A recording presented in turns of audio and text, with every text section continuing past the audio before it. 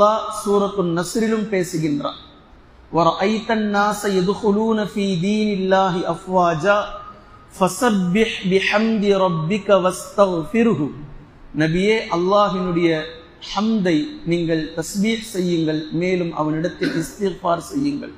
வஸ்தக்ஃபிர், அவனிடத்தில் நீங்கள் பாவ மன்னிப்பை தேடுங்கள். 23 ஆண்டு காலம் உங்களுடைய நுபுவத்தை, நபித்துவ பணியை நாம் சரியாக செய்துவிட்டோம் என்று ஒருபோதும் நினைக்க வேண்டாம். அப்படி நீங்க நினைச்சிடாதீங்க.